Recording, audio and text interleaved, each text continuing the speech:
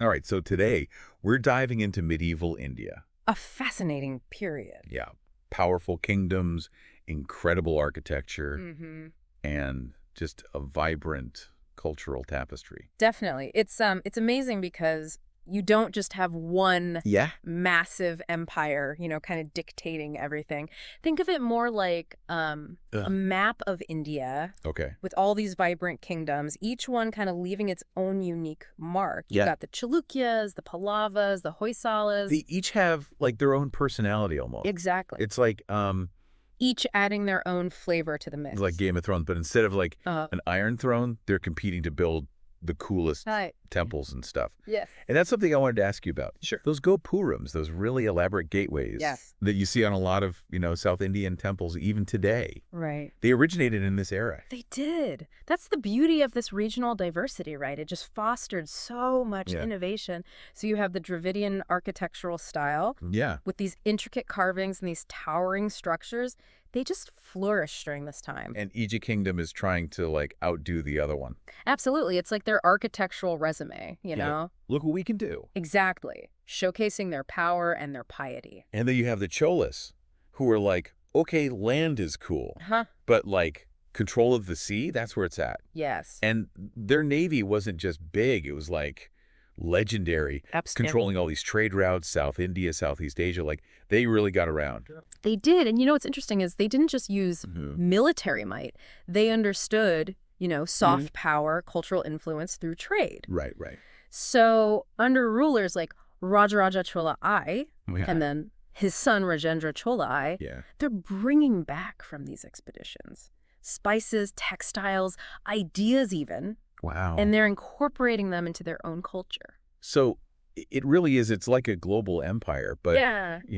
centuries before we had this idea of globalization. Exactly. But, as with all good stories, Uh-huh. there's a plot twist. Of course. We have the Delhi Sultanate Right. coming in the 13th century, Right. and they're bringing this whole other architectural style, this Indo-Islamic architecture. Right. I mean, you think about the Qutb Minar in Delhi. Incredible example of this fusion, right? You have these Beautiful. Islamic elements blending with the Indian, architectural traditions. It's just, It's stunning. it's breathtaking. Yeah, but they didn't just influence like architecture. They had a lot of, Oh, far beyond that. yeah. Think of it like this, they came in, but they didn't just conquer and that was it. Yeah. They integrated, they brought in new administrative systems, land reforms. Okay.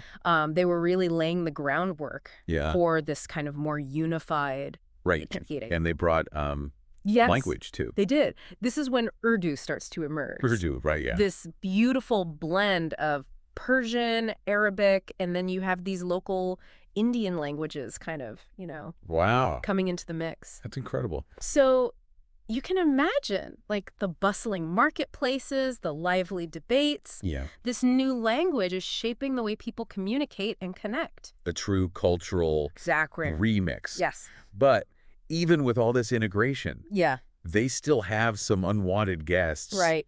Trying to crash the party. Always Mongols. The Mongols, they were a constant threat, especially, during Alauddin Khilji's rule, you can only imagine Oh, yeah. the pressure. You're trying to, establish your empire, Yeah. implement these new systems, and then you have these fierce warriors. Always It's testing just- the defenses. Yes. Yeah. How do they manage to balance those external threats with all the internal stuff? It's a huge challenge, and that's a theme I think we see a lot Okay. throughout medieval Indian history. Okay. But for our next stop on this journey, I think we should shift our attention southward a bit. Southward. Yeah, to an empire that not only, kind of survived, but thrived. Okay. The Vijayanagara Empire. The Vijayanagara Empire. Now, these guys, they were like the masters Oh, yeah.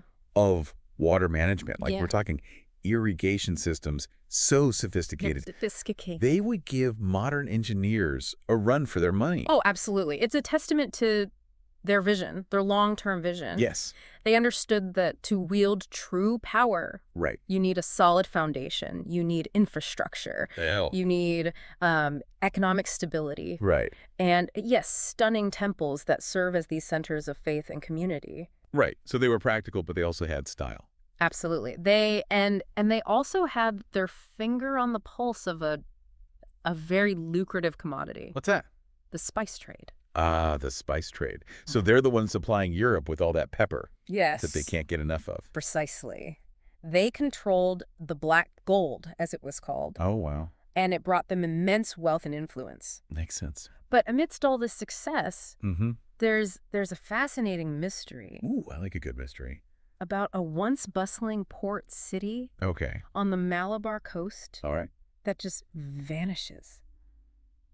Muziris? Nuziris. Muziris. I've never even heard of that. Yeah, and a lot of people haven't, but Okay. it was a major hub. So what happened? Did he just, like, disappear? Not quite disappeared. It was a major hub of international trade, Right. connecting India with Rome and beyond, Wow. bustling with merchants, all these, exotic wares. And then Yeah. by the 14th century, Yeah. it's gone. That's so eerie. It really is. What could possibly do that? Yeah. Like, what could wipe out an entire port city? Right. So historians are still trying to put all the pieces together. Okay. But it seems like it was probably a combination of things. Yeah. Natural disasters, floods, maybe earthquakes, Right. shifts in those trade routes, maybe some political instability. Right. Right. But it really goes to show that even these really prosperous civilizations, they're still subject to, Yeah. the whims of history, of nature. The tides of change. Absolutely. Yeah.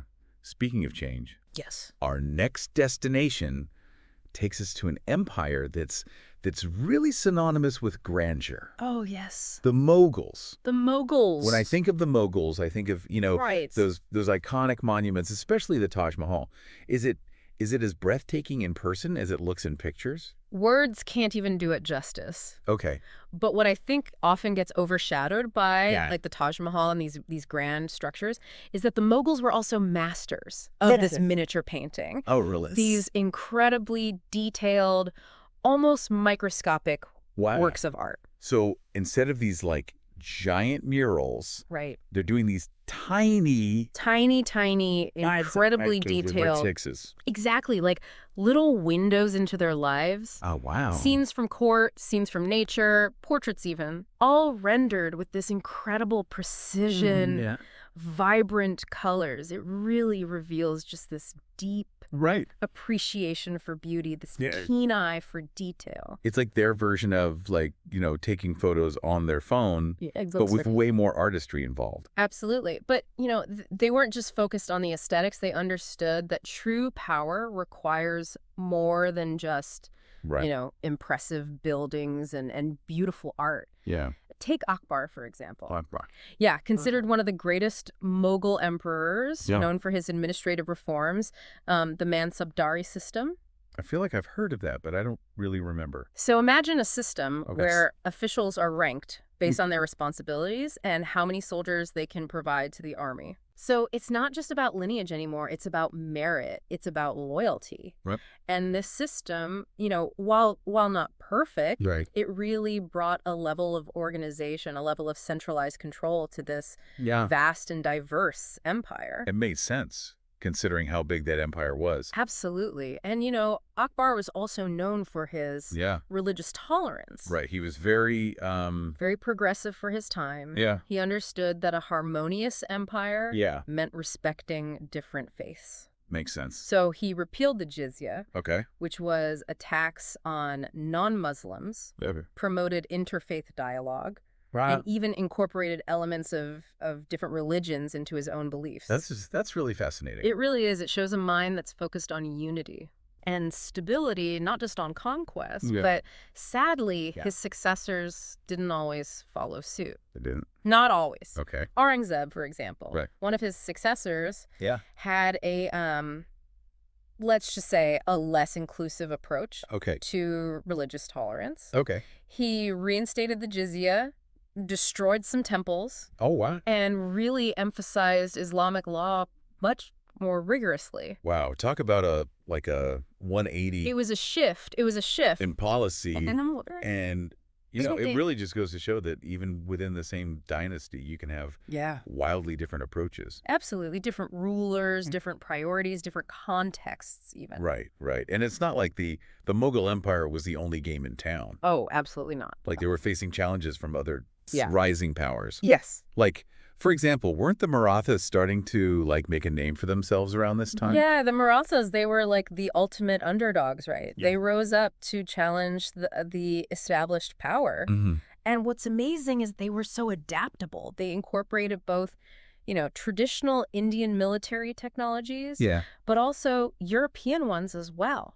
Wow. They weren't afraid to learn from, Yeah. from anyone as long as it gave them an edge. Like they looked at the Mughal playbook and were like, Uh-huh. yeah, we can do that too, Exactly. but better. Yes, Yeah. and they were fierce. Yeah. I mean, their founder, Shivaji Maharaj, Shivaji Maharaj, yeah. known for his strategic brilliance. Right. But Yeah. what I think sometimes gets missed is the Marathas, they weren't just amazing, on the battlefield. Yeah.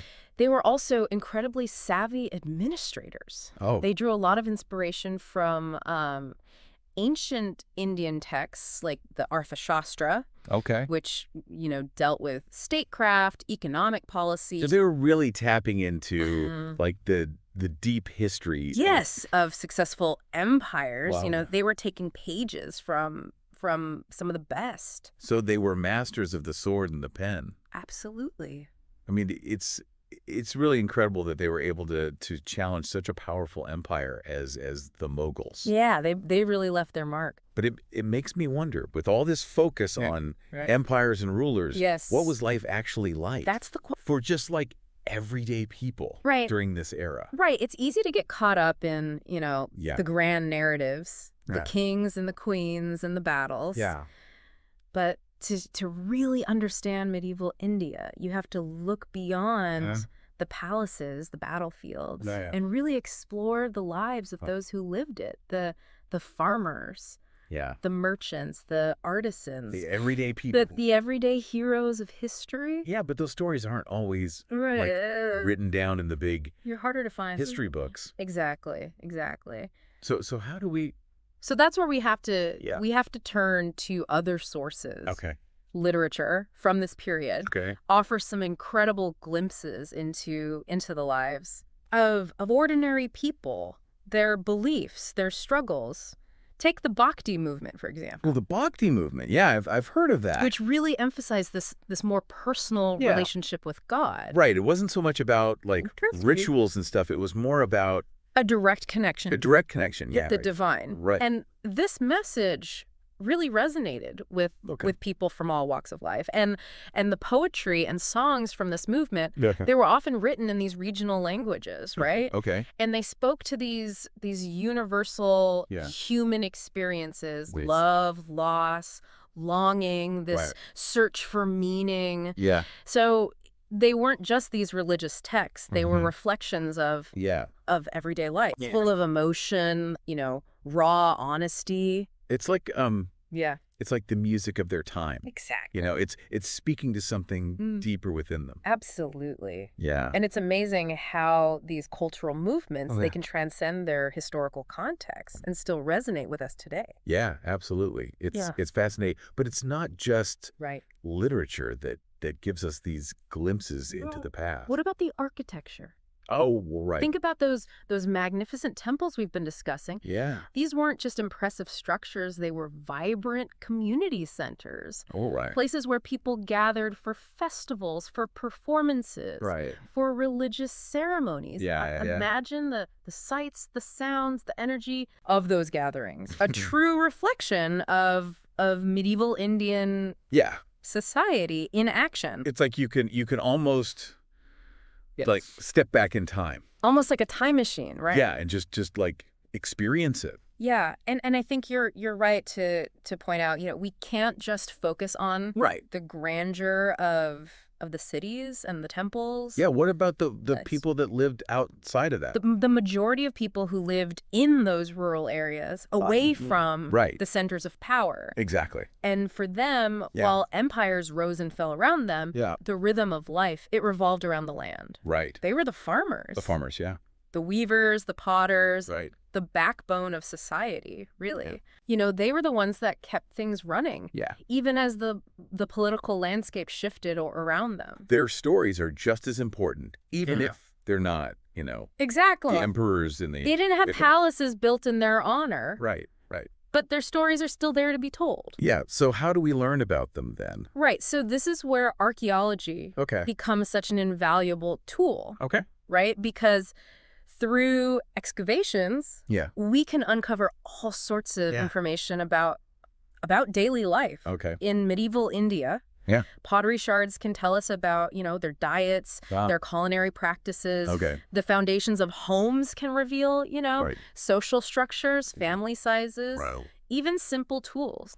Can tell us about their ingenuity. Right. Their resourcefulness. So it's like being a detective. It is. But in history. A historical detective. Yeah, and you're using these like little pieces to try to clues. Yeah, put together the story. Yes. And it's amazing what we can learn when we dig a little deeper, both, absolutely, literally and figuratively. Love that.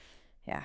So we've really covered a lot of ground here. We have. We've talked about grand empires, ambitious rulers, but also, just everyday people trying to make their way in the world. So what does it all mean? That's the big question, right? What legacy did medieval India leave behind? And I think it's important to remember that medieval India wasn't this monolithic entity. Right. It was this incredibly dynamic period.